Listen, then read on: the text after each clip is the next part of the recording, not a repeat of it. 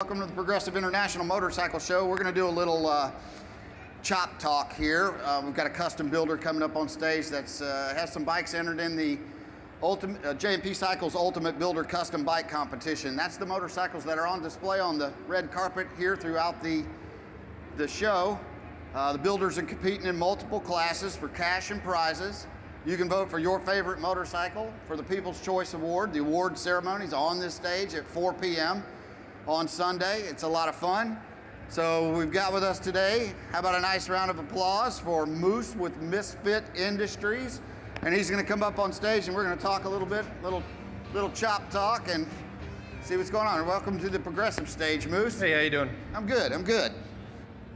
All right, so we've never met before, have we? That's a lie, actually. We met about 5 minutes ago. Yeah, okay. Pick a card, any card. No.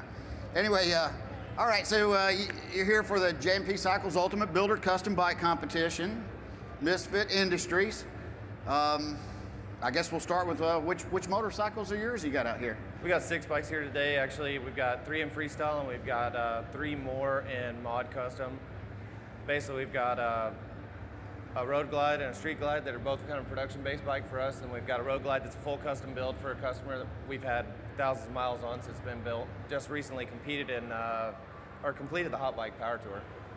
And then we've got a couple of bikes back here, some celebrity, some not. In the freestyle class, I've got one that's all handmade aluminum and a lot of fun machine parts and a couple of half handmade, half production parts. So 6 bikes, that's a lot of bikes. Well, we normally travel at 12, so actually we're half. Oh, you're scaled back. We're half here.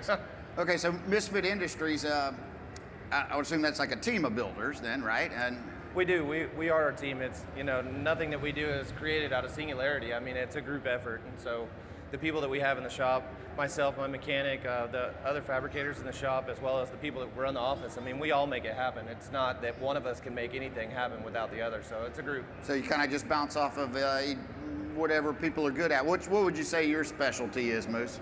The majority of my work is placed in the fabrication within the shop, but I also do the prototype and development of a good handful of our products. But again, like I said, some of that development of product is not done without, the intercommunication with the people within the shop.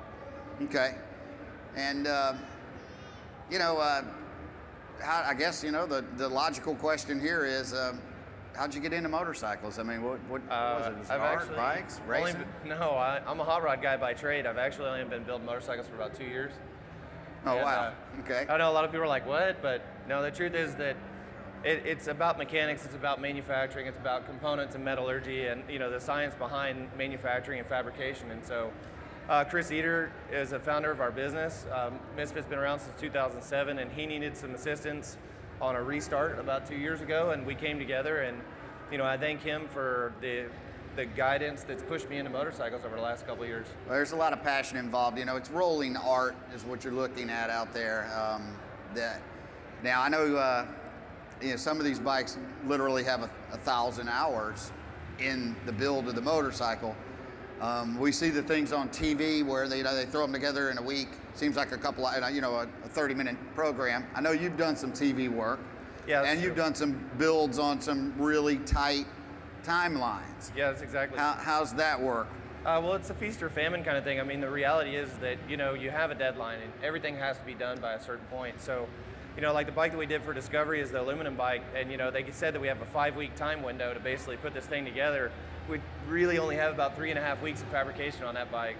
But, at the same time, just before SEMA this year, we were asked to be a part of the Ingersoll Rand booth, and we have 11 days out of 14 days in a build, and that's from the time it was conceptualized until it was completed on the floor at SEMA with thousands of people walking around for 3 days that had never been together before. So it's one of those things that familiarity and efficiency and the team that we have at the shop and the planning that we have that goes into those things, it's planning and teamwork that really make everything happen. You could never do it without that. I mean, it's, no.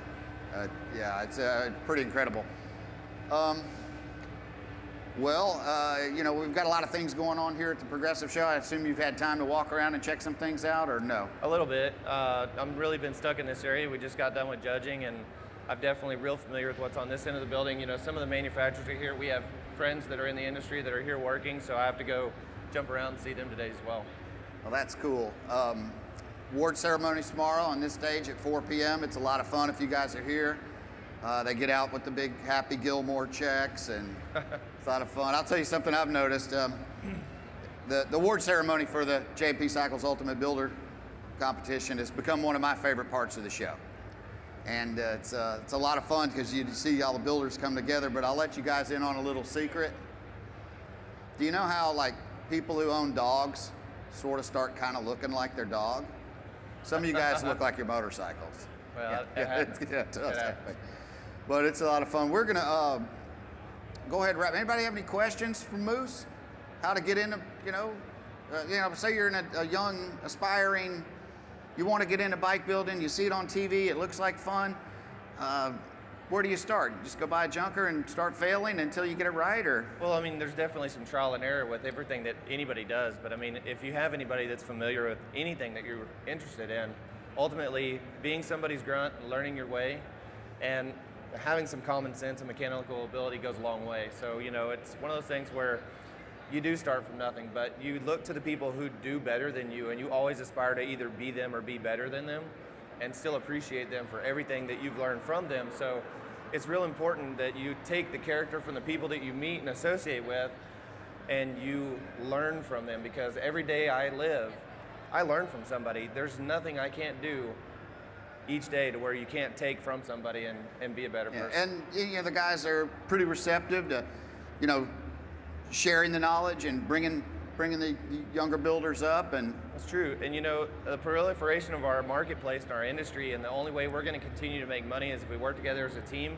and we all push each other to be better at what we do, because that brotherhood is really what creates the elasticity and the longevity of the marketplace. Yeah, and then of course people have a knack for certain things. Maybe you're a great welder or a great painter or whatever, then you can kind of focus on that element and go forward with that. Tell us a little bit more about Misfit Industries and how you guys fit into the whole composition of the custom motorcycle world. Well, in general, Misfit Industries, we find ourselves to be more of a manufacturer within the industry. We do build custom rolling displays for everything that we manufacture, but it's a continued education and a development of product within the marketplace that allow people to understand that these bikes are rideable. Again, like I reiterate, we did the hot bike tour, 1,000 miles in 3 days, and faster than about everybody else, and they're durable, So we have dealers worldwide. We sell bikes worldwide, and we encourage our dealers and our dealer network to work and feed off each other so that we can take the parts that we provide on the marketplace that's mostly a OE representation or replacement, and change what they have, Well, that's cool. You can ride your stuff.